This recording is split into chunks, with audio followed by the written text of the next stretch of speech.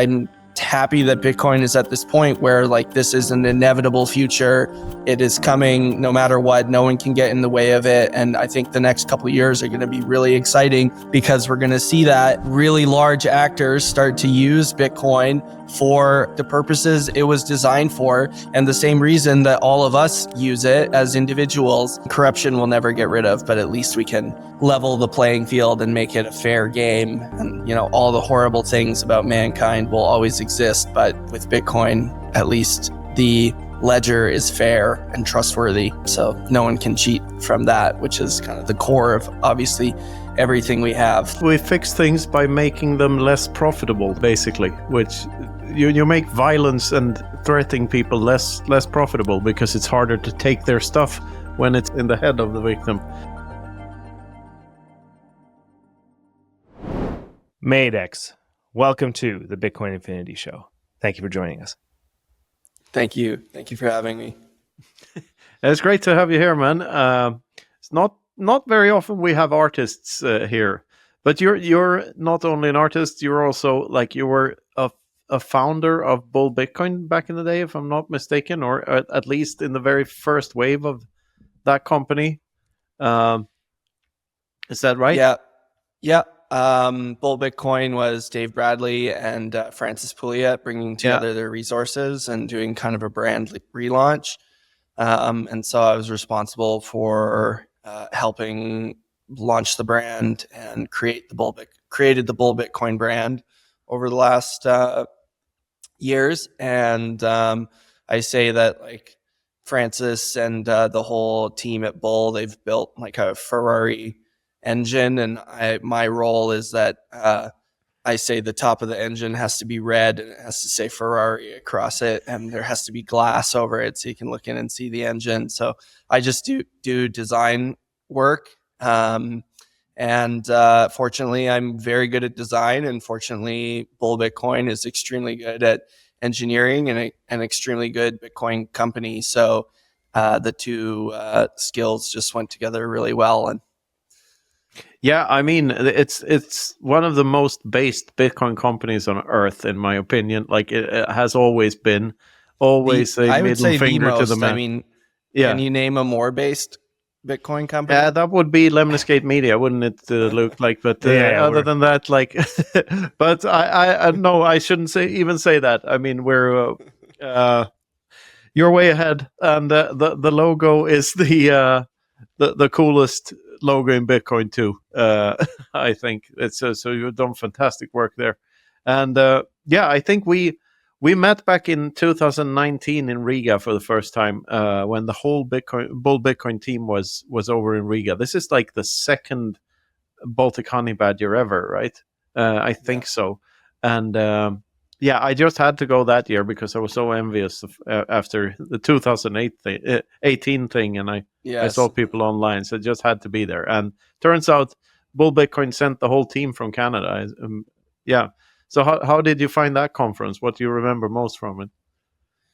It was awesome. What was really cool about that was that I guess around that time, like maximalism was super early, and for Baltic Honey Badger to be Bitcoin only at that time, and really pushing back against keeping all the kind of scammy crypto crap out was pretty great. And pretty much the entire attendance in Riga, it's just really awesome to see everyone's journey since that point, and how everything has grown and expanded, and the world that we're kind of in now. And I think that's like that was the coolest part of it for me. Bull Bitcoin hosted a dinner and a party in the downtown that was in this sort of medieval basement, and it was a really pretty amazing dinner. Pretty much the top minds of Bitcoin were all there at that time, and it was I think the beginning of maximalism shortly after Saifedean's book was out, and we were all kind of united and with the same ideas that Bitcoin is money, and everything else is crap. So. No, I remember, and first time I met Seyfedin there too. Like so many people that I have exactly the same memory of it, because like it's been so great to watch everyone's journey. I mean, everyone in Bull Bitcoin, Ben Sessions' journey, Gigi, Giacomo, Max Hildebrand, there's Seyfedin himself. Like just seeing how things have developed since for all of these characters who were mostly known only by the in-group on Twitter at the time, and has since then like had these wonderful journeys in different directions. And it's it brings back a lot of memories, that thing. And I remember also, like you say, it was the birth of maximalism, and a specific thing I remember about that conference is that people were calling out shitcoiners, as you say, except for Andreas Antonopoulos, who had just written that Ethereum book, or was about to write that Ethereum book. But every single attendee at the conference were orange-pilled by Andreas Antonopoulos, so no one dared to call him out for the Ethereum bullshit. That happened a little later, but I found that interesting. So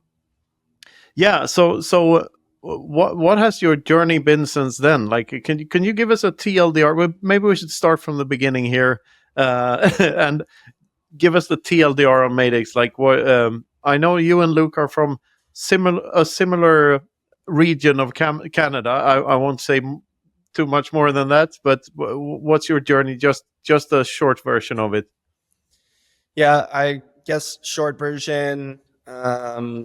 I was in school looking at building like banking apps for automated sort of savings platforms.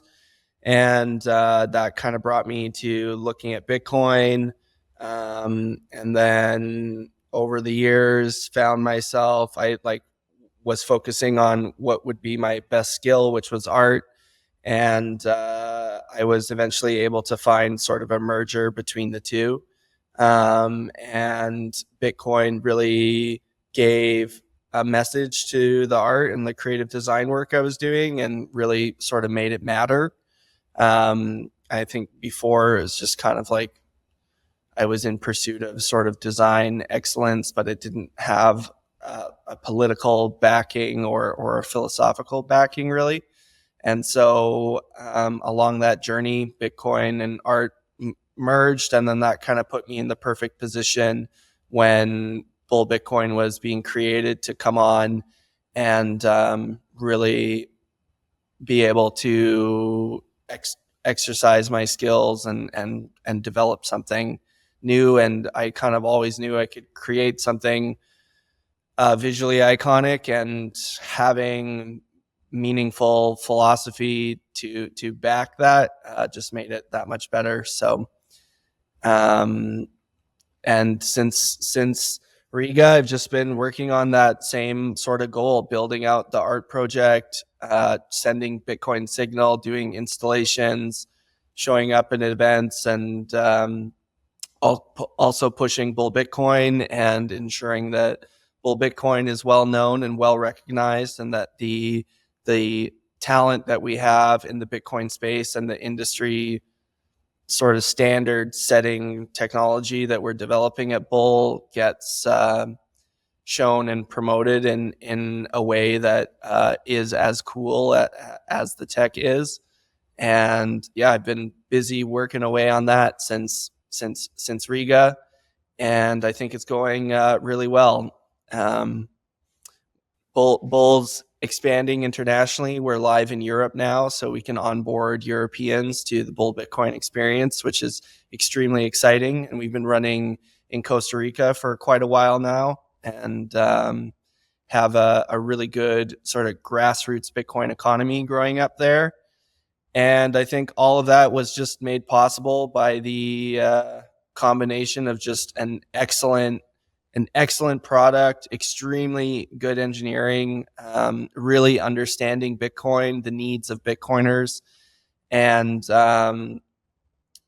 it's just going extremely well. And then at the same time, I'm pushing Madex in order to just bring more talent into the space and bring more creatives into the space. And I think that after the technology being as good as it possibly can be and the resources available to us as good as it can be, the next thing we need is like very big signal into the world, and to make Bitcoin as attractive as possible to all the talent that's out there.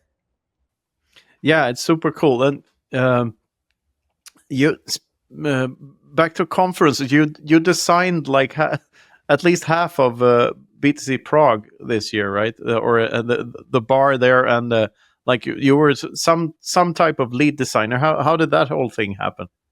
Yeah, that was the coolest thing I've ever done, I think, in terms of being able to build a space. And I was just approached by the brothers running the event, and they had this space and they didn't really quite know what to do with it, and they wanted to have art play a role in the event. And so I got some pretty kind of free reign to just do some creation, and I was able to pull together like an extremely awesome space. The only mistake I made was I didn't have my own film crew there to really be able to capture it. I knew that BTC Prague had like a huge film team there, so I didn't think to bring kind of my own guy. And then obviously I didn't realize like the scale of the event and how giant it was. So I'm planning to be doing it again in June this year for 2025, and it should be on the same level. And I'm definitely going to be bringing a film crew in for anyone who can't make it, but I strongly advise getting a ticket to BTC Prague to see what I'm up to, because I think it'll be pretty cool. And already last year it was awesome. Specifically the neons I was really happy with. I got a giant like 8 by 4 foot neon sign that just had the Ayn Rand quote on it, that I swear by my life and my love of it quote, and a couple other light installations that were really cool. And yeah, it was really great to get that kind of support from BTC Prague, because they are just the biggest Bitcoin only kind of maximalist conference, and they have the resources to be able to make like really cool ideas come into existence. Versus, I guess the next closest thing to them is Bitcoin Magazine, which kind of cares about shilling crap, and they don't really have the same sort of ethical standards that BTC Prague does for the event. And also just the quality standards. Like BTC Prague was the highest quality event that I've ever been to. Even just things like for the VIP ticket holders, there was like Michelin star food. It was excellent. Like everything that was available was excellent. And I think like the quality of the content and the signal there was extremely good. So I was really happy to be a part of it and kind of get their vote of confidence to go and design some stuff. And I think it turned out really, really beautifully, really awesome. No, I totally agree. I mean, the way we usually rate Bitcoin conferences is by the most important metric is the signal to noise ratio. And the BTC Prague is almost 100% signal. And that goes for, I would say that the European conferences are ahead of the American ones and the Asian ones here for sure. Like Atlantis was, of course, high signal to noise, and BTC Hell will be too. And, use code Infinity for whatever % off on all of them. And come to BTC Prague and see us three and a bunch of other dorks. Anyway, where are we? Luke, help me out here. I thought of the joke and not anything else, really. That happens. No, I mean, I think Prague actually was our first time meeting, but the first time I consciously came across your work was when we were on Madeira. I'd seen the logo before a bunch, and I'd never actually heard the story of like the logo and the branding and everything. So getting into the space, you don't know everyone immediately, kind of thing. But I saw the logo, and what struck me about that was that this is the Mon Naz rune, for those into Old Norse and runes and stuff like that. Surprisingly, out of the two of us, me and Knut, I'm more into that than he is. And it was Eric Cason who was wearing the hoodie, and I said, "Hey, nice hoodie." He's like, "Yeah, man, Madex. Okay, cool." So that was the first thing. And you were supposed to be on Madeira, right? But it just didn't work for reasons, something like that. Yeah, I broke my foot skiing like 2 days before I was supposed to leave, and had to have like a major surgery on it, so I wasn't able to make it. Yeah, those Himalayas are really, really dangerous. You shouldn't do that. Devastating. Yeah, that's that was a bad joke. No. So like then I got the story that you'd put this all together, but I think one of the first things I was interested in is like what was this the inspiration for this being your logo, this rune kind of thing here, and how does that tie into kind of your identity as an artist? Well, I think it's the main thing that our whole civilization has gotten away from is like the power and the importance of the individual. And the Manes is a symbol of the individual, the self. And so it was the perfect thing to use to kind of anchor all the sort of objectivist ideologies and the capitalist ideologies and everything that I kind of stand for too. Where in contrast to, everyone else who's parading around the hammer and sickle and is focused on all that sort of collectivist crap, especially in the art world. So I wanted a symbol that just really, that already had historic meaning and was instantly recognizable, and that already aligned with everything that I was in pursuit of broadcasting. And the Manes symbol just organically from the universe just happened to kind of line up perfectly with the brand Madex, which had existed kind of long before I decided to use the Manes. So I discovered it just even in playing around, because I was trying to figure out like a sigil, and then right away I drew it out and knew it was the Viking ruin. And then had sort of this profound realization of the kind of overlaying ideas. So it was perfect. And I think wherever the Manes is naturally, for the most part, lots of people try and corrupt and co-opt symbols. But there is that sort of, it does still kind of carry its ancient meaning. And so my goal with Madex is just to kind of add and contribute to that, and then also apply a lot of the make the symbol synonymous with all the ideas that we really push forward in Bitcoin, and that are well explained and well described and well thought through in a lot of Rand's texts. No, I absolutely love it. And well, my exposure to kind of this cultural side of things, maybe this is more of a story for another time, but let's just say that I've also been kind of into this exploring these older symbols and older traditions and things like that. And yeah, I mean, I just loved seeing its usage, and then hearing you explain it. It's just right on, man. Like it's exactly it's such a good symbol for what it is, and thankfully it's not one of these more badly co-opted symbols in the sort of Viking Norse sphere. Like the S symbol is much more associated with fascism, for example. But no, so basically it's like this synchronicity, this free symbol. It doesn't have any usage yet in the community, but it means exactly what you're saying it means already. And no, I just love seeing it out there. And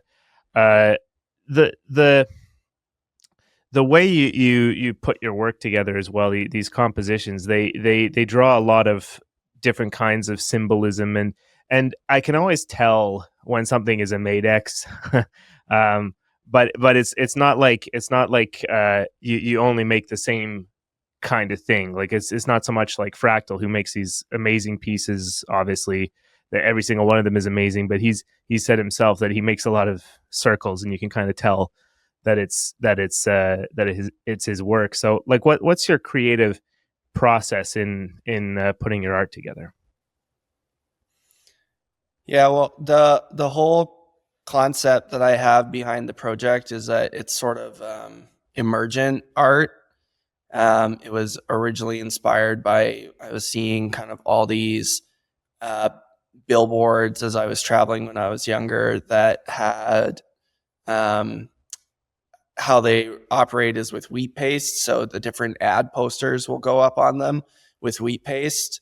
And so they're glued to the wall and then, or the billboard area, and then they're ripped down, and then a new ad goes up. And kind of over time, when these billboards get like quite old, there's sort of like a history of everything that's ever been on them, that just kind of naturally emerges out of like the constant cycling of the wheat paste ads. So that became sort of the basis, and I was trying to sort of recreate that process, but kind of more controlled. And so everything has tons and tons. It's all extremely layered work, and there's I try to keep everything kind of in line in some way, but then also have like just random noise in them as well. And I like, for the background, a lot of the text and stuff is all like text that I think are important, and that should be read. And it's sort of kind of, it's like a crumb trail of bits and pieces that need to be assembled to kind of become someone who can really, I guess, start to understand why hard money is important, and why an incorruptible money system is important, and why, trade and the effort and work is the most important thing that you can kind of focus on to derive meaning. And so all the elements are just, I want to make it so that every single piece that's out there is kind of an investigation, and sort of a reflection on the past, the kind of what's available, what's going on, and then also kind of a look into the future, and I guess a hope for what's coming, and what can be changed in this world to stop the sort of mass corruption and mass theft. I mean, corruption we'll never get rid of, but at least we can level the playing field and make it a fair game. And, all the horrible things about mankind will always exist, but with Bitcoin, at least the ledger is fair and trustworthy.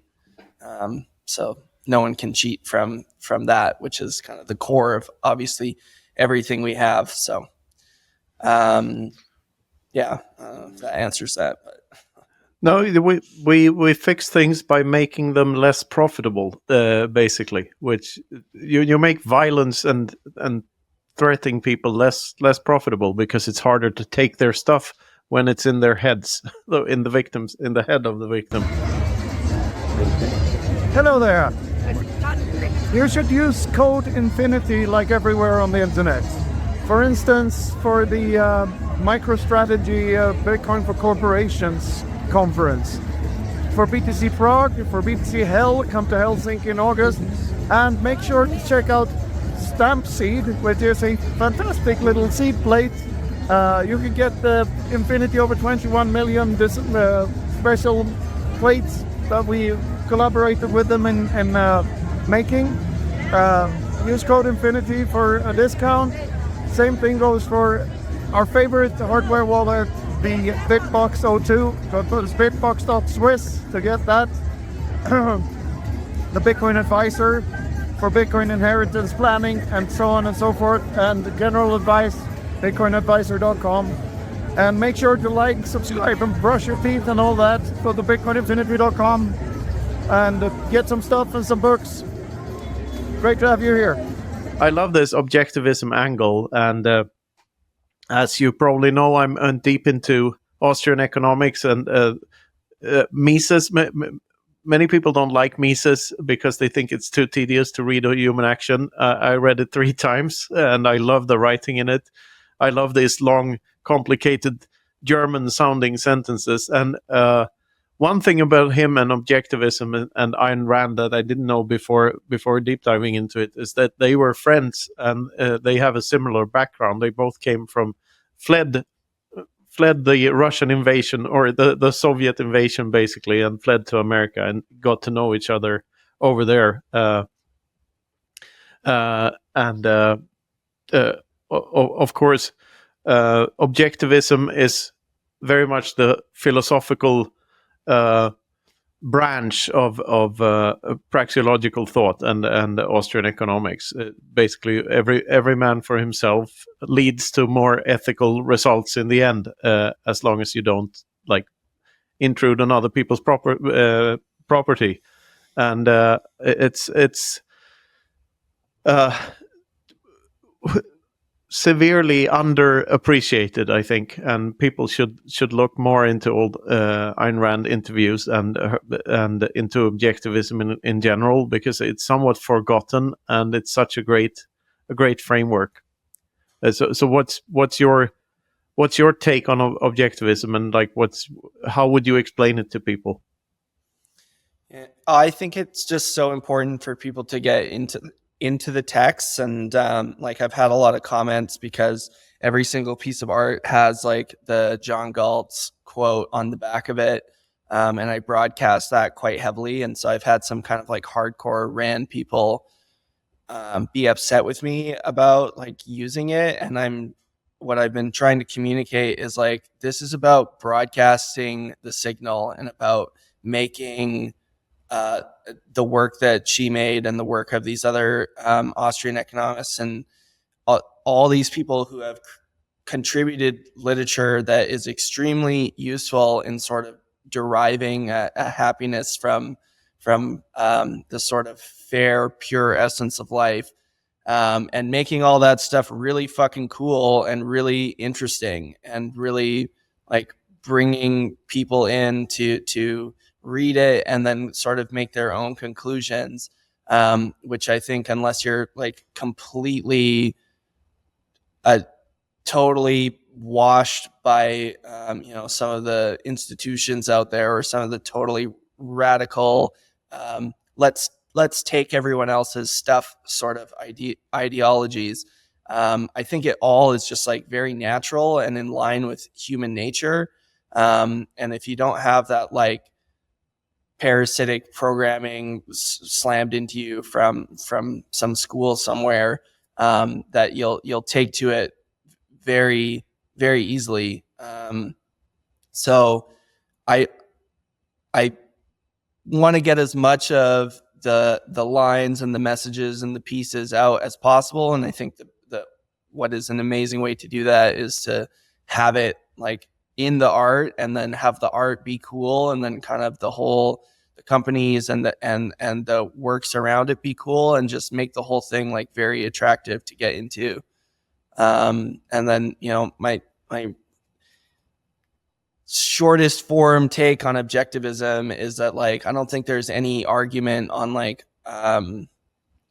what's beautiful or not. I think that no matter who you are or where you come from, you'll admire a cathedral over a just solid, soulless, soul-crushing sort of concrete monolith building. I think that's just it doesn't matter what your background is. You'll appreciate that the beauty is objective, and it's not. I think that if something requires a long write up explaining like why it's good art, that it's probably not good art, or even worth existing, really. You mean so that paper telling you how you're allowed to replace the banana with new duct tape when it goes moldy doesn't explain why the banana duct tape to a wall is beautiful? Yeah, does not. I mean, no, it's you made a little video about being uncompromising in doing your art that I saw that I really liked, about these moral virtues. Like according to Ayn Rand, like her TLDR on objectivism is the concept of man as a heroic being with his own happiness as the moral purpose of his life, with productive achievement as his noblest activity, and reason as his only absolute. Which I like. I even love. I think it's a natural evolution of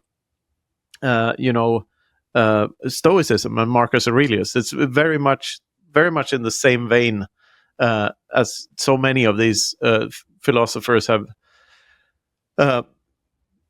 thought before Rand. But that little video really like encapsulated the whole ethics of the thing, and the whole, like, never compromise with your integrity, never compromise with your excellence. If you can be excellent, like, except if you can be Batman, then be Batman. But I liked it a lot. Yeah, I think that it's the whole fiat system is set up in this way that doesn't reward the contributors properly. And so even just something simple like how money is supposed to work is the people who are the most productive and contributing the most to civilization become the wealthiest. And that's pretty hardwired into us. I think that's just, it's almost, in our instinct to understand that. And right now that system is broken, and people who are the least productive have found a way to take the wealth from producers and from the actual kind of minds that drive the world. And so now we have this sort of backwards this backwards thing where we have like respect for the investment banker, but we don't have respect for like the guy who runs a plumbing company, or a framing company or something like that. Even though like the actual contribution on one side is much greater. And like all of that stuff being reset and brought back to where it should be will then like put all these extremely talented people and talented creators and talented designers and builders and engineers kind of into a much better place for earnings. But currently, like it's just not well respected. And so really, if you look at the world right now, the fastest way to get ahead, and really like in some industries, in some cases, the only way to get ahead is to use treachery and to be unethical and to use deceit and to really kind of do things in a wrong way. And that is very tempting, I think, to people who, especially when on top of that you have like the currencies are failing and just the weight of everyday life and surviving becoming heavier and heavier, and it being harder and harder to get ahead by being honest and being true. So many people are driven into doing like just stuff that I don't think is right. And thankfully Bitcoin exists for, some of us to kind of help us along and keep things strong. Like, I mean, like if I wanted to be 1,000 times wealthier, I could have easily gone into, doing NFT crap or doing any kind of crypto project crap or working on this or working on, but like all of that stuff is just, okay, yeah, you get the money, but you lose something that I think is far more important, which is your kind of ability to really look at yourself. And you lose, like, I guess we would say, like, your soul. You definitely, I think, you can have a front on to everyone in the world, and you can lie to everyone in the world, but you can't lie to yourself.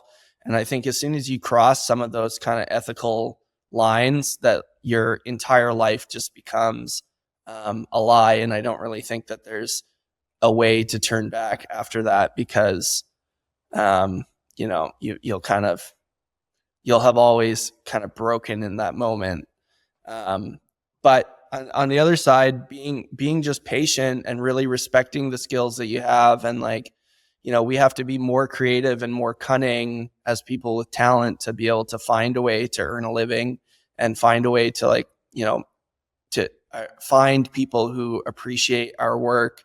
It's much more difficult, but I think in the end, it has longevity. It'll last like your whole lifetime to do the hard work, and you'll always be able to know that you acted in the spirit of goodness versus I think the overwhelming evil out there.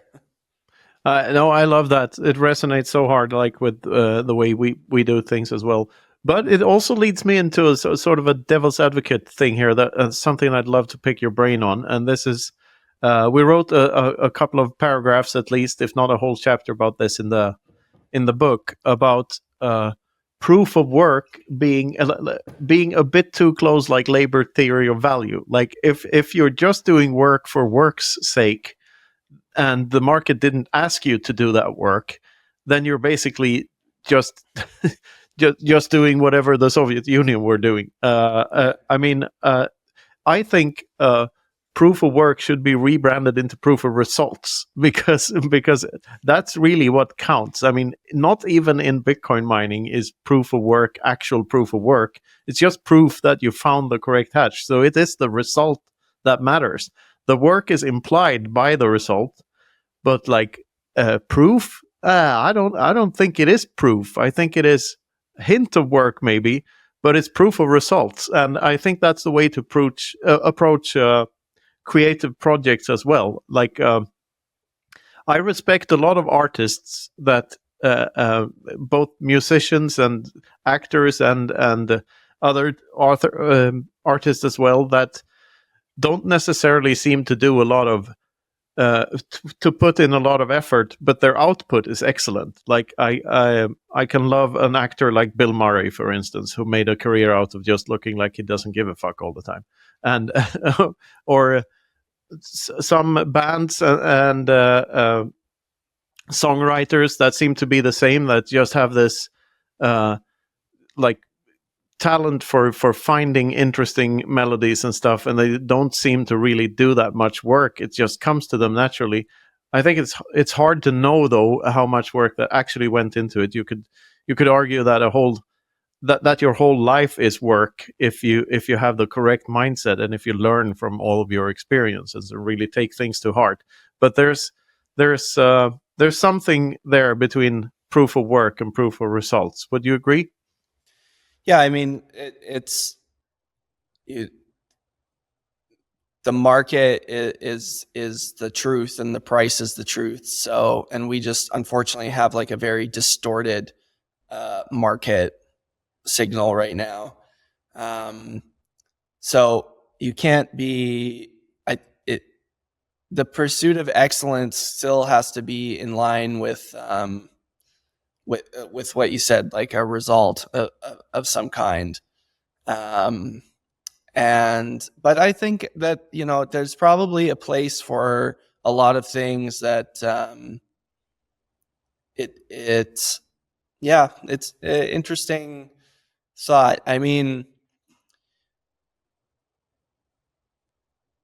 yeah, just because you put a lot of time and energy into something, and just because it's one of the questions that frustrates me a lot with my doing art stuff, is that I'll present something and then someone will ask oh my gosh, how long did this take to make?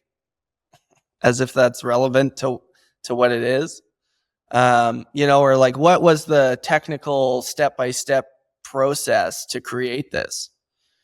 And it's kind of I get the questions, but to me, it's just like completely irrelevant. And like what really matters is like how good the work is. And I'm willing to use any means necessary to make the work as good as possible.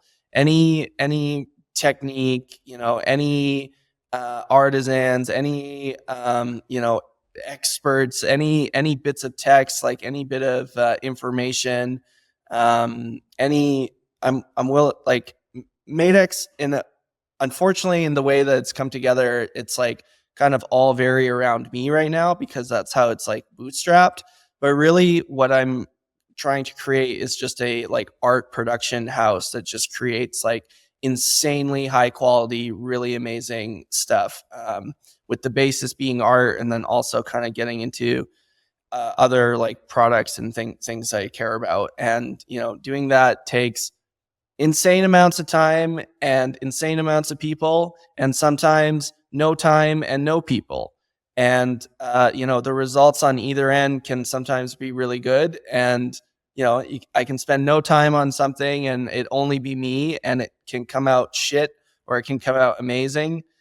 Or I can spend 3 months doing something with a team of like 6 other people, and it can come out amazing, or it can come out shit. So I think it's just having taste and having I guess that's just like who will succeed, and kind of who will not. Like the market will really ultimately decide.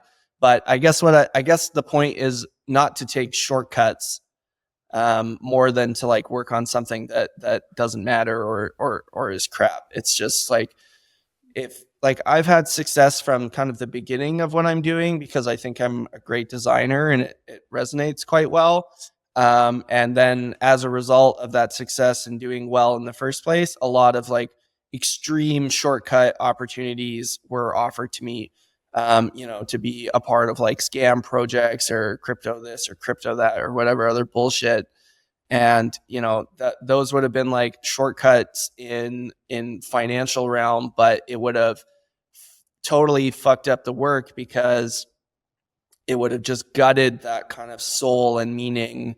And really what I think is the value is like the real value. Like the reason Madex art is going to really fucking matter in 50 years versus all the other artists that are out there, is that it's tied to one of the most important times in all of history, where we're going through this transition and this shift, and where the wealth is moving for the first time ever.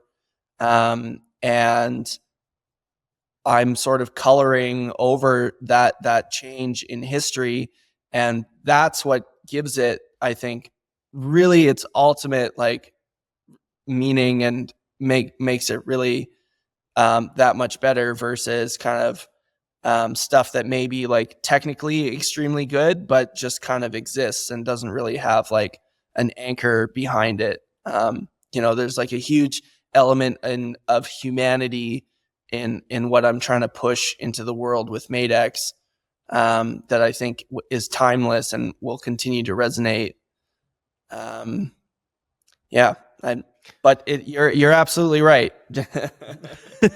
No, I just find creativity a very interesting concept, and for me and for others, I know it's a very strange beast to try to tame, because it's you never know when stuff is going to hit you. And I know Luke has seen this firsthand. I went around like talking about I wanted to write a book for like 2 years before I started writing one, and then I write one. It takes a month, or to have the basis of it just pours out of me when it comes. But before that, it's total fucking writer's block, and I spend time like daydreaming and walking around and trying to come up with stuff.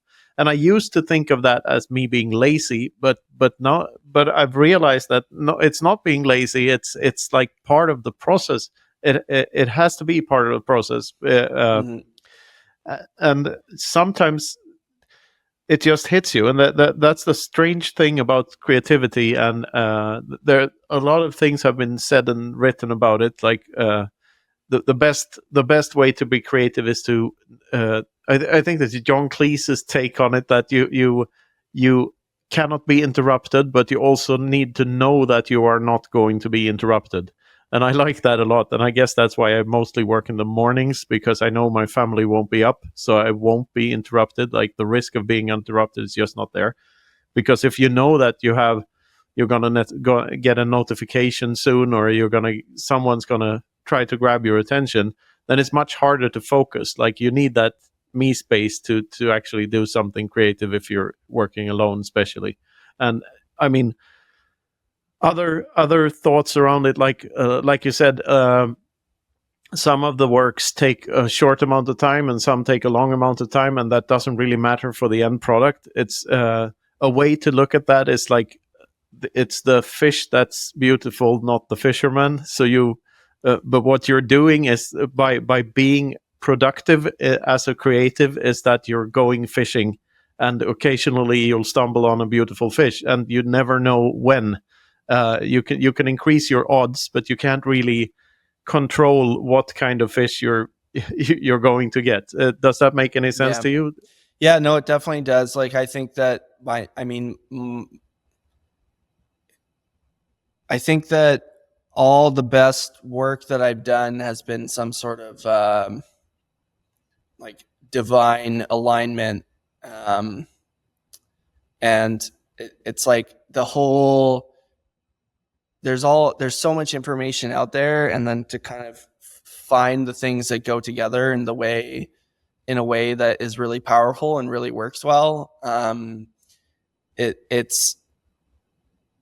comes to you in waves and in moments, and it's you can't just, something that has been difficult to explain to people around me is that you can't just like sit down and then just like make the stuff. It's pretty, like you said, like walking around and thinking about this, thinking about that, looking at this, looking at that. It's like, can feel like you're wasting time, but really it's important in sort of figuring out where all those kind of puzzle pieces go, and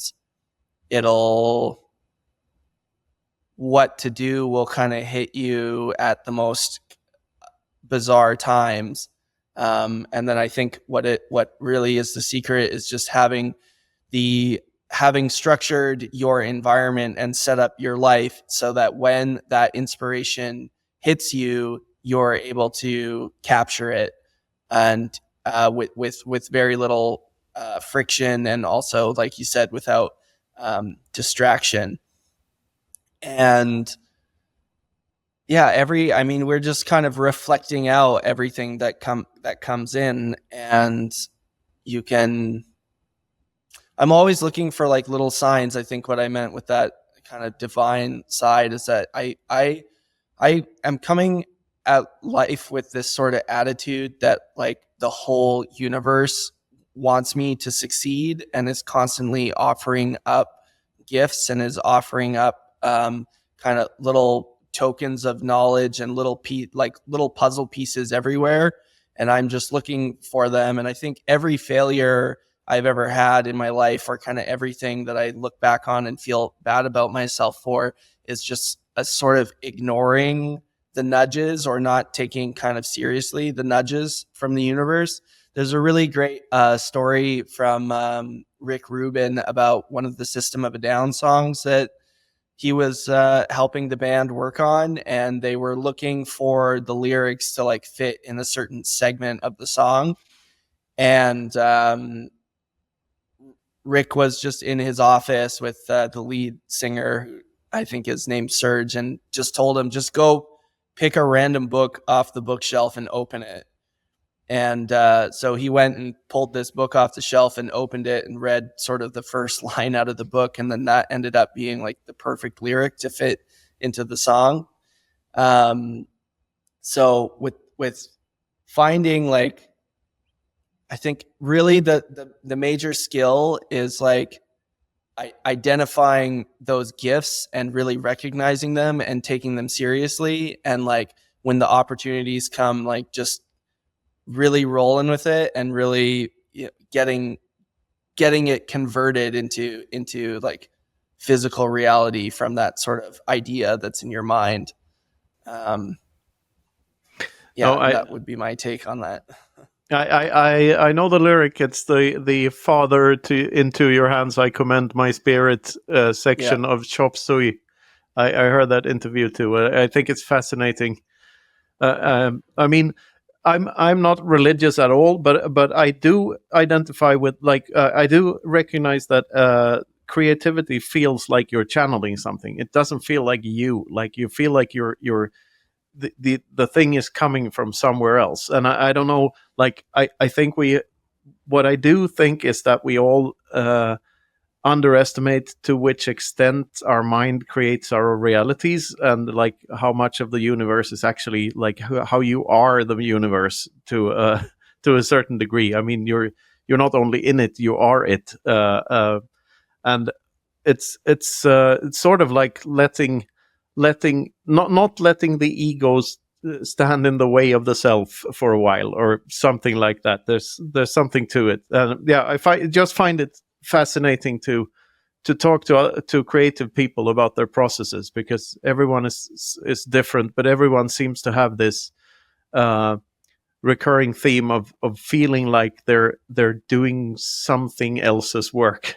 Like it's not an ego thing when you let go of that. I think it was Benny Andersson from ABBA that said you just have to be at the piano when the song is in the room, which I think is a very, very good way of putting it. Anyway, let's get back to reality and all your encounters with skiing accident and running scooters into mooses. What's the plural of a moose? Into elks? Is it elks in Canada? Meese. I mean, No, it's meese. meese. Yeah. Let's get back to Canada for a while. Skip the accident part. Let's get back to Canada for a while, Luke.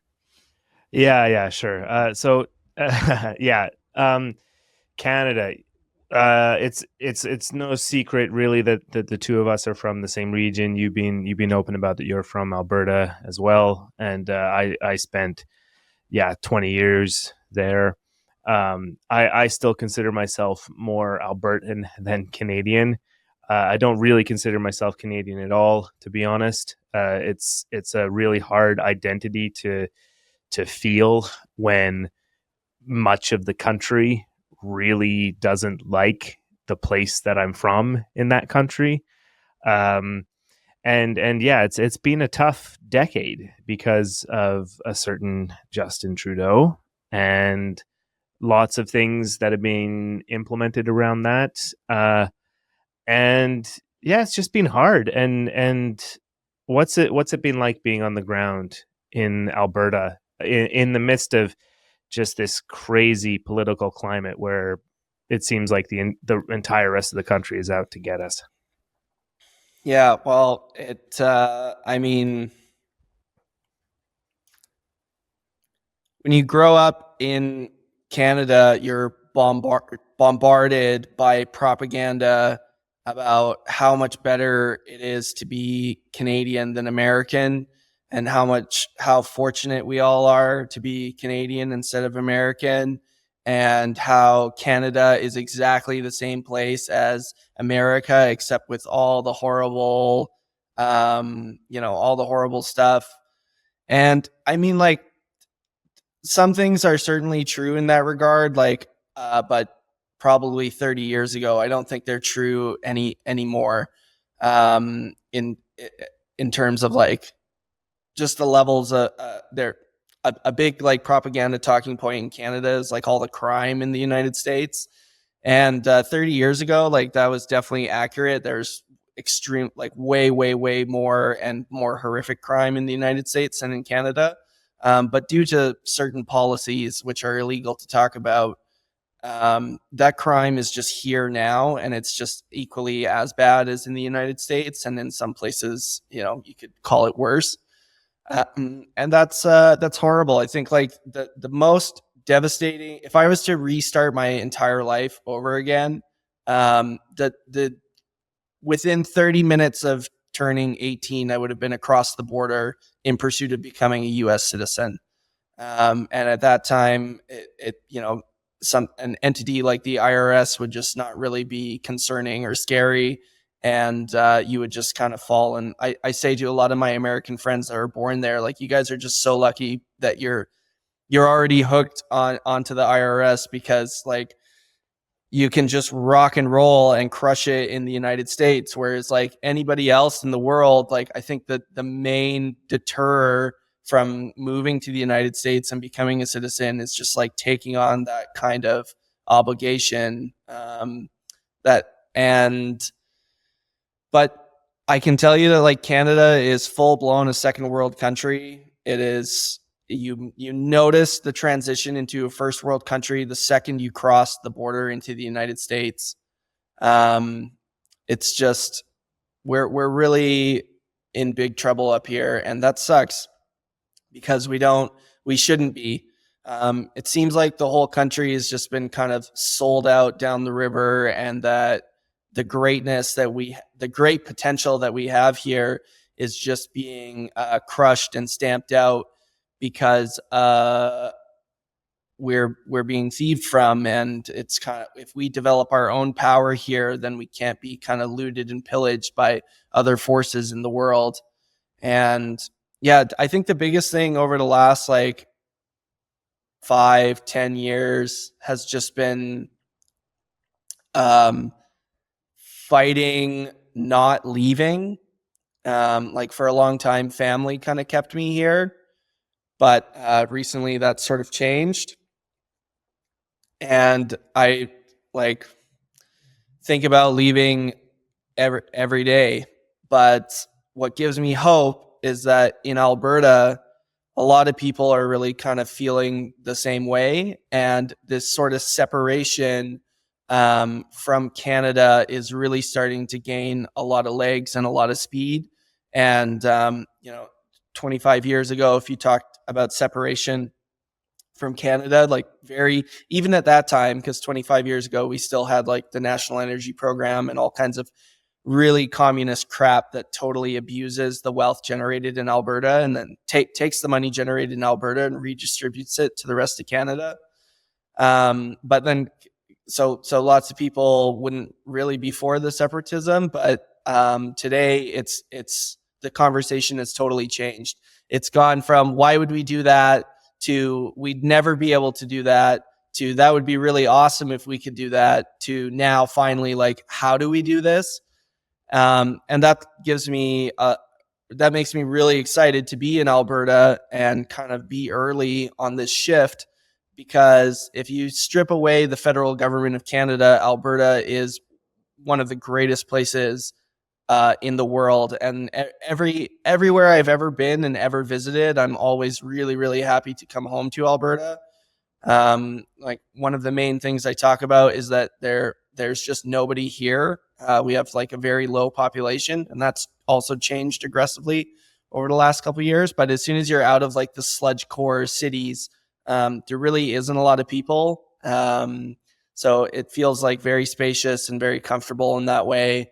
And so it's my hope looking into the future that Alberta can separate from Canada, and we can develop our oil and gas industries, and we can take other parts of Saskatchewan and British Columbia on either side with us, and build like a superpower country, and having it small enough that we don't have the sort of negative effects of a nation state, but big enough that we have the ability to kind of really develop out our resources and really become a prosperous society. So for that, I really hope to always be here, but at the same time, like I'm kind of keeping an eye out because it just can keep getting worse and worse and worse, and like the taxes just keep getting higher and higher. And like a huge motivator right now for me that's been poking at me lately for leaving Canada is just that the healthcare system is so fucking bad. It's fucking impossible to get a doctor. You'll wait like 4 years for a fucking surgery, and then you'll come in to do your surgery and they'll just decide that actually we're not going to do it. There's all kinds of like horrible horror stories around the healthcare system here that are just drowned out by our entirely state controlled media. And that like was not a problem for me when I was younger, but now that I'm starting to get old and break myself a whole lot, I'm really, I really care about being able to access good healthcare. And like something a lot of people don't know is that like private healthcare in Canada is illegal, so it's very difficult to get taken care of. And there are tons of clinics that like find loopholes and ways that they can provide some level of private care service. But they're all very limited, very closed, very difficult to get into. And even when you're involved with them, mostly what they are is kind of onboarding you to clinics or doctors or hospitals in the United States. And then you're having to leave the country to get sort of procedures done and pay for that, on top of being taxed, 50% of your income, and then all the other layers of taxes that add up to roughly 75 to 80% of the dollars that you earn in Canada are taken by the state. So yeah, it's difficult, but I'm hopeful it will all change. And like Alberta is a ranching place, it's an oil and gas place, it's an innovative place. It really does have a lot of potential, and if we can kind of stop the brain drain that's happening, which is happening across Canada, but very specifically in Alberta, that like all the super intelligent and highly capable people just fucking leave. Because I can, even just like right now, by like moving into the United States, I can just 5x my wealth and my net worth, even with paying like the cost of living in the United States and all that.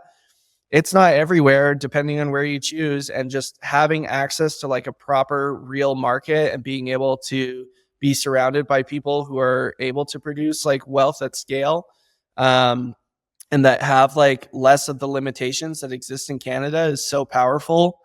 So it's very tempting to like to leave. And I think that anyone who really has it together, that's exactly what they do, is like get the hell out of here. Which is really sad, because we just lose a lot of and then I think that's why we've become like such a fucking commie shithole place, is because so many brilliant minds have fucking left, and we're kind of just left with all the incompetent boobs that are more concerned about taking and stealing the wealth that has been produced by others than finding a way to generate their own prosperity. And it sucks. So long rant, but no, and I agree with so much of it. I mean, I'm going to pretend you haven't been talking about me, giving me compliments this whole time, because I did leave. And the circumstances for that weren't like, I wasn't desperate to leave, but the thing was, as soon as I got the opportunity, I took it. And one of the reasons for that was just because there was no job security here. None. Like, any of the oil and gas companies here could go on a layoff spree at any time, and everyone would understand and know why, right? Because just the economic conditions sucked. And so taking that way out, that lifeline, I mean, I've got a lot of FOMO for not being in the Alberta community, because it seems like there's a lot of awesome stuff going on there. At the same time, I really think it would be hard to live in the conditions you're talking about. I mean, where I've gone to is definitely not this like libertarian paradise by any means, but Finland, it is culturally a lot like Alberta. And certainly I would say Alberta compared to other parts of Canada, in that it is very individualistic, despite having a pretty big state there. But the thing is, there isn't this constant stress that everything is gonna just crumble. And I mean, that was the biggest thing. And I think if Alberta were able to actually achieve some measure of independence and not constantly having the rest of the country take. This is just the ridiculous thing. Every year when the new equalization payments come out, the for those who don't know, like the system of payments from the so-called have provinces in Canada to the so-called have-nots, and it's really Quebec, the French-speaking region, is most of the have-nots, and Alberta and Saskatchewan, the producing provinces, are the big haves. It's just ridiculous to me. Like, it's such a blunt instrument. That's not the way to do it. And and it just creates this resentment, and it creates a dependence as well. Of course, I mean, we can cycle back to something else you said about really just the culture of being dependent, of thinking it's normal to have society be based on taking from other people. Like the thing about Rand's work, Atlas Shrugged, the thing that really gets me there is it's just that when people have had enough, they're just going to opt out. Like I care about my family. I care about my friends, my community. I'm going to help them, but not if I'm forced to, right? Like I'm not going, if I'm forced to help the entire rest of my country, whatever, like, and I know I have no control over what's going on. It's just, there's a breaking point, right? No matter how good conditions are. And I think that's the thing that none of the people who are left leaning or even all the way commie basically in Canada really get across the world, but I'm familiar with Canada. Like I see people online talking about how Trudeau was actually awesome and the Conservative Party is only just going to cut all these services and make everything worse. And I mean, maybe they are going to make everything worse. I'm not pretending that the politics is the cure all here, but it's just crazy how there's always talk about putting in your fair share into society, and that millionaires and billionaires and the most successful have to pay more. Like it's all about the percentage of tax that you pay. And it's really just it's so infuriating because that money can be so much better spent just if I could just funnel money into my business, if I could just help out where I want to help out. You know, my buddy needs a boost because he's in trouble temporarily, whatever, or there's some charity that I actually like, right? I'm going to do that. But if it's all taken away, that incentive just goes away. And so, yeah, I'm just honestly, I really hope that Alberta can actually achieve independence. I really want that. I think that's going to be good for Canada to get its lifeline taken away, and that's going to be good for Alberta. And I think a trend anyway worldwide is going to be some of this fragmenting.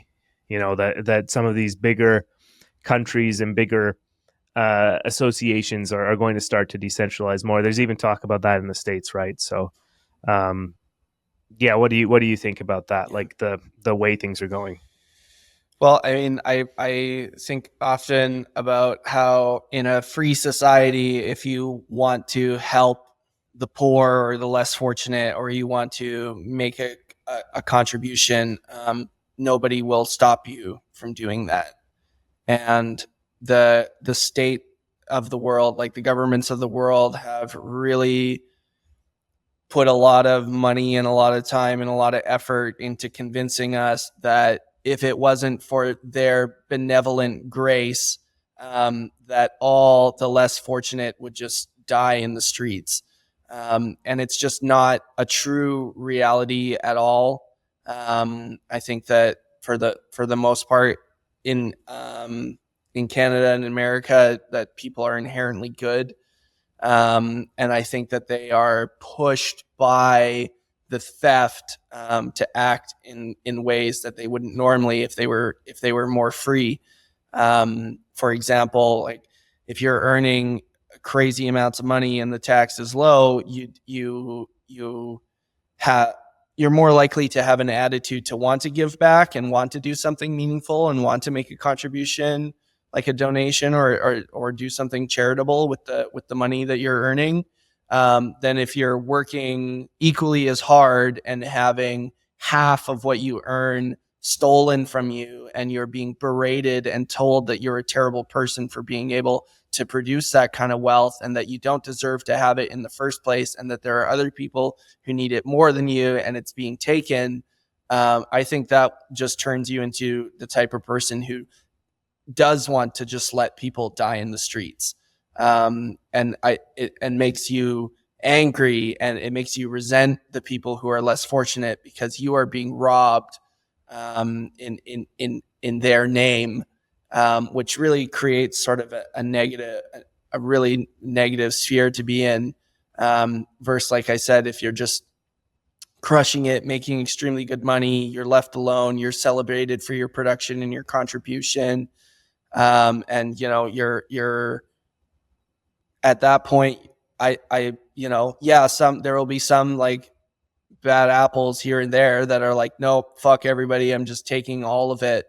But I don't believe it's true at all that would be the only case. I think we would find the state of all the things that the fucking commies cry about, which is just shielding their own lust for power, would be solved very, very quickly by private participants. Every program that the government has come up with, the private sector could do it way, way better, and I think certainly would, especially if they were not being stolen from. So I hope to see that kind of change in Alberta. I think people in Alberta feel that way a lot. And like the cities are bad samples in Canada because they're just totally, that's where, like when you're living in a city, you are fully dependent on the city. So you're much more prone to like the collectivist thinking, versus when you're rural, you have to plow your own driveway. You have to, go and seek out your own food. You got to figure things out for yourself. And so, I hope that more people can kind of understand that, because right now how it is that all the wealth just leaves. So like everyone kind of cries and screams about it, and then they put in these like completely insane rules, which I think we saw in one of those like Northern European countries recently, where they upped the wealth tax some crazy amount, and all the fucking idiot bureaucrats were excited about how much more money they'd be able to embezzle, and they were all designing their new lake houses, and then all of a sudden they had far less than they did the year before because so much capital fled. And I think that the harder that the state pushes to increase their theft, the more we're going to see that sort of escape. And I think that there are jurisdictions and there are places in the world that will realize the opportunity of saying like, hey, all we have to do is make this country tax fucking free, or like just the lowest possible tax, and you'll just brain drain. Like look at fucking Dubai and all those little islands in the Caribbean and these places around the world. It's like somewhere along the line, one of these first world countries that is really, really amazing that people want to live in is going to be like, you know what? Let's just fucking do the whole no tax thing and create a haven for businesses. And then the entire world, especially if it's a really fucking good place, will flood there and will set up their operations there, and will begin to, build lives there. And that's what I see forward in Alberta. That would be the most amazing thing, is that, okay, we have this section of Alberta, we're our own country, and we're going to structure ourselves in the same way as Monaco is structured, or Luxembourg or Andorra, or any of these like European countries where we're just like, okay, like this is the sovereign republic of the Crow's Nest Pass, and here the tax rate is 0, and here the corporate tax rate is 0, and here, and just like provide, and like obviously, there is some level of contribution that has to be made to make a place awesome and livable, and I think that'll just be naturally done by the individuals who join that society. It'll just be emergent. It will not be from decree. So that's what I'd really love to see in Alberta. We just have a section of it. I don't know how big or how whatever it'll be, and we just say like, okay, like let's look at the success of Panama. Let's look at the success of Monaco. Let's look at the the success of these places that have really put good deals on the table to business and banking, all the industries. And, you are welcome to participate in free markets here, and we will not steal from you. That would just be a great like country motto. Like, we will not steal your shit. We will not take what you've built with your effort and labor and claim it as our own. No, I absolutely agree. That, like, the reason people don't understand that 0 is the ultimate tax rate is that they got the whole thing. There's so many misconceptions. First of all, like, you have the Laffer curve, right? So if a country has 100% taxes, nobody works because there's no point in working because they take everything. So then you can't take their stuff anymore because no one does anything. And if you have a 0% tax, then everyone works because they have to survive. And the theory is that somewhere in between, that this is a curve, so there's an optimal point for taxes where you can extract as much 0. as possible. But what they don't understand is that point is actually 0, because what taxes do always is misallocate resources and hinder companies from having exponential growth. And my go-to example is the apple tree farmer who has 1 tree the first year, and he makes so much profit that he can have 2 the next year, 4 the year after that, 8 the year after that, and thereby his company can have an exponential growth, and he can feed an exponential amount of mouths over the years. And if it's just taxed 50%, he never gets to the second tree. So all of these exponential effects that could have been going on, you don't see any of them and it's all because of the taxes. It's not because people, the brain drain or anything. The taxes themselves fuck everything up, and people don't work. And I come from Sweden. You live in Canada. You live in Finland. These are all taxes that are way beyond the Laffer curve. We're way above 50% taxes, especially if you include everything, which is you end up with a number like 80%. If all VAT, all import tariffs, or all the bullshit. And still, we haven't even begun talking about inflation, which is like the worst, sneakiest, meanest fucking tax of them all, that punishes the poorest and richest the richest. Those with assets gain from it, and those without pay for everything else. So, but the beauty of this is that this country we're talking about already exists. It's Bitcoin. Like, you can, a company it's nothing but a Telegram group or something. You can do everything without permission and just do the shit, and nobody can do anything about it. As long as you don't touch the fucking banks, because they suck and they're in cahoots with the government. So be in Bitcoin, get paid for your goods and services in Bitcoin. Don't tell anyone about it. Just fucking do the things, and we can give the middle finger to the state and enjoy the ride at the same time. And the purchasing power of Bitcoin, the number go up thing, that is Bitcoin telling you how much better a libertarian, anarcho-capitalist, consensualist, objectivist society is than all of this fucking commie bullshit that all other politics are. So fuck you, and do Bitcoin. Opt out. End of rant. Yeah, no, definitely. 0 is the perfect tax rate, and it allows everybody to thrive, and at all levels.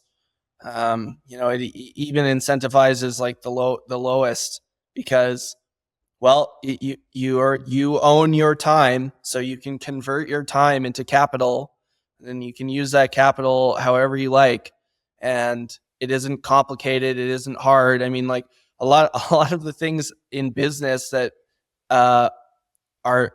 make production so difficult is just entirely bureaucracy and entirely the government getting in the way of productive operation. And if we can just have a place where that doesn't happen, and, like, if as the state body, if there is one, just leaves you alone, that's the ideal. That's the real utopia that all these fucking collectivist retards are in pursuit of. Is just like a place where the market signal is clear and perfect so that resources are not misallocated and are not wasted, and a place where you own your time and the effort and the value you produce with your time is able to be transported into the future and able to be saved for when you need it.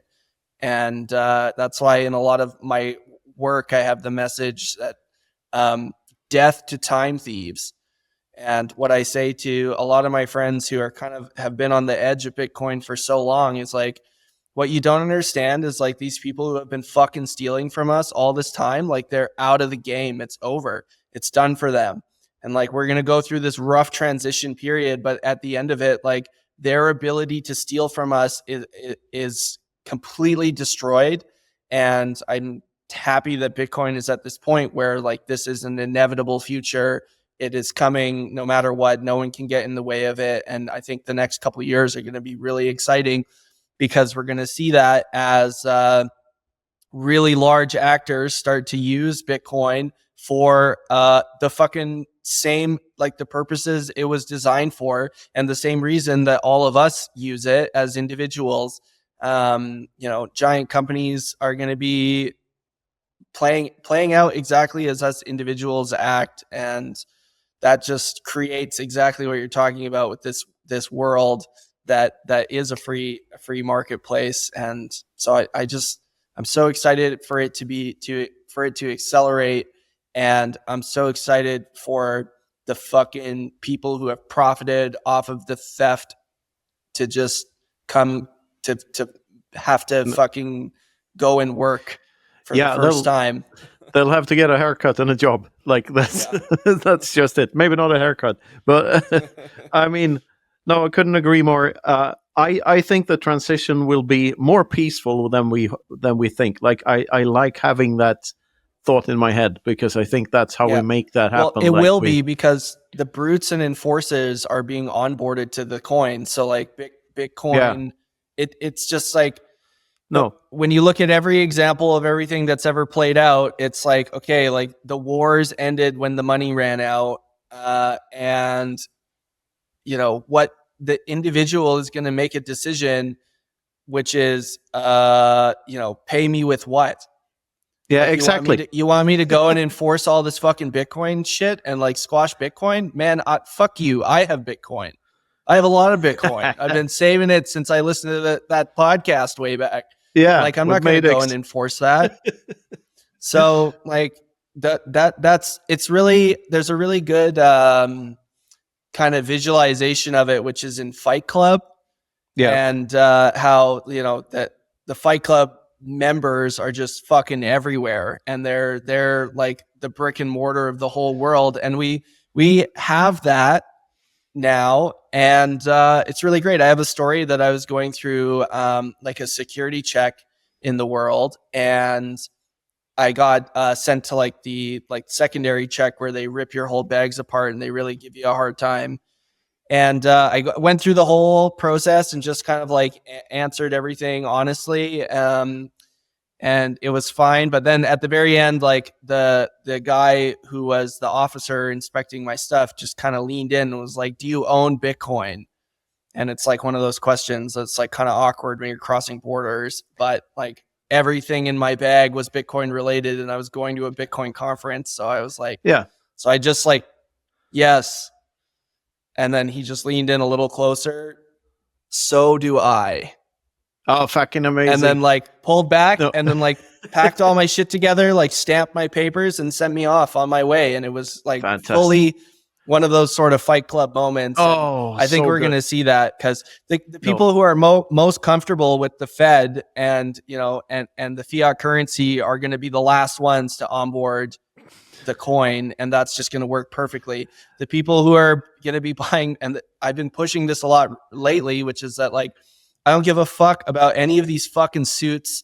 I don't give a fuck about this ETF stuff. I don't give a fuck about, MicroStrategy and all that crap. Like, what I care about is like, do the people whose efforts enable my quality of life, do they have Bitcoin, and how do I get those people Bitcoin? So all the maintenance requirements for property, all like my farm and food supply, every like component of my quality of life, I want to make sure that the people who directly support that have Bitcoin, and that Bitcoin is sort of an investment in their business. It's like when you start paying people around you in Bitcoin, it's almost like you're going and making little like venture capital investments in like all these businesses, because the Bitcoin that you pay them with, and if they keep it right, so you have to do a good job of them understanding and respecting the coins, just guarantees that business is still going to be here in 10 years. Yeah. And those are the people that fucking matter to get the coins, not the suits, not anybody that's in the banks, none of that crap, because, the guy, the cop that pulls you over, for speeding aggressively, just pitch that guy some fucking Bitcoin, because he's got to get on it, because he's not making fucking shit, and he's dealing with the exact same, all the enforcers are dealing with the exact same fucked up stresses of inflation that we are, and onboarding them to Bitcoin just makes it one step easier, that when, Trudeau or these other sort of leaders that are out there cast their orders to go and stamp out the fucking Bitcoin, it's just not possible to do, because, and I think this is already happening. Like, guaranteed, there's like CIA analysts that have been stacking for fucking 8 years and are heavily incentivized to like fuck up some weird orders to go and attack something with Bitcoin, and and it's not going to be all of them, but definitely it's a large percentage, more and more every day onboarding. No, and we're heading towards the final scene in Fight Club. Not only this interview, but that is like where hyper Bitcoinization starts, where all the skyscrapers with the credit card companies just fall apart. And I'm going to play that Pixie song on the loudest volume and enjoy the show when it happens. Yeah. Madex, it's been fantastic having you on the show. Super conversation. Great to have you here. Good luck with everything in the future. And I hope to see you soon in real life. If not in Prague, then somewhere else. Good luck with everything. Guys. Thank you so much. Thanks for having me on. And, just stay sovereign, I guess. Just keep making up your own minds. Exactly. Awesome. Well, with that, is there any way you'd like to direct our listeners? Where can they find out more about your project, Bull Bitcoin, all that? It's just, if you're in Europe, you can sign up to Bull Bitcoin now and start using our services there. We're just recently launched, so still figuring things out, but it seems to be working very smoothly.